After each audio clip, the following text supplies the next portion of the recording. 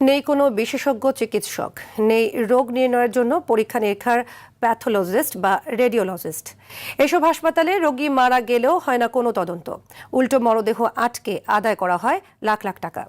স্বাস্থ্য খাতে সেবার মান নিয়ে আলী হোসেনকে সঙ্গে নিয়ে মোহাম্মদ সায়েমের ধারাবাহিকের আজ দেখবেন প্রথম পর্ব। ছবি তুলেছেন নাজমুল হোসেন সাইমন।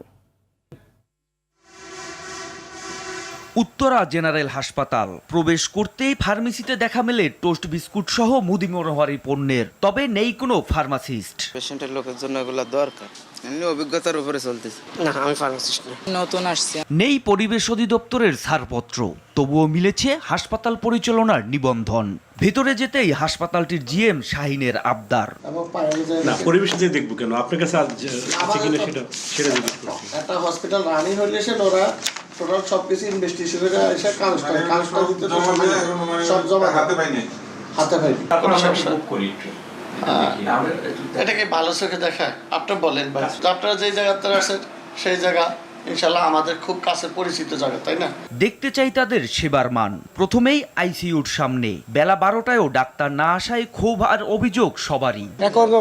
ডাক্তার খালি পলাইতেছে, আপনারা এটার ভিতরেই করে আমাদের খালি একটা করে রিসিপ্ট ধরাই দেয়, আমরা ওটা খালি কাটি। গতকালকে সকাল 9:30টায় ডক্টর দেখা গেছে, আজ পর্যন্ত যে বড় ডক্টর উনি 9টায় আসার কথা, এখন প্রায় 12টা বাজে এখনো আসে নাই। মেডিকেল অফিসার হিসেবে আছি। এখন কজন আছেন? একজন। বেড কটা? পিআইসিইউ হচ্ছে 6টা, ঠিক আছে বেড, আর এখানে হচ্ছে 10টার মতো আমরা করতে পারি। মুমূর্ষু রোগীর স্বজনরা অপেক্ষা করছেন কখন আসবে ডাক্তার।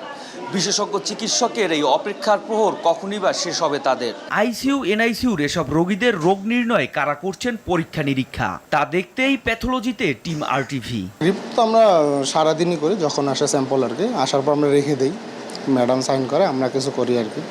এমার্জেন্সি পারপাসে ম্যাডামকে জানানোর আমরা শুধু জাস্ট ওখানে সাইন দিয়ে দিই, মানে সামনে আমাদেরটা দেই আর ম্যাডাম একটা টিক দিয়ে দিই আর কি। বেলা 2টার পরে সরকারি হাসপাতাল বা মেডিকেল থেকে আসবেন প্যাথোলজিস্ট, রেডিওলজিস্ট ও বিশেষজ্ঞ চিকিৎসকরা। তাই টেস্টগুলো জমা রাখা হচ্ছে প্যাথোলজিতেই। আর টাকার জন্য চিকিৎসা বন্ধ করে দেওয়ার অভিযোগেই অসহায় নারীর। কালকে আমার বলছে যে যদি টাকা না দেন তাহলে আমার বাচ্চার ট্রিটমেন্ট বন্ধ করে দিবে। সন্তানের অভিযোগ, লাশ আটকে 1,95,000 টাকা বিল দাবির। এখন সর্বশেষ বাচ্চা মারা গেছে, ওরা টাকা চাইছিল কালকে 1 লাখ আমি দিতে পারি নাই, এখন আজকে বলে বাচ্চা মারা গেছে। এমন পরিস্থিতিতে প্রশ্ন আসে, চিকিৎসক পরিচয়ের প্রাথমিক ডিগ্রি এমবিবিএস হলেই যদি সব চিকিৎসা করা যায়, তবে এফসিপিএস, এমডি সহ বিভিন্ন ডিগ্রি অর্জন করার প্রয়োজনটাই বা কি?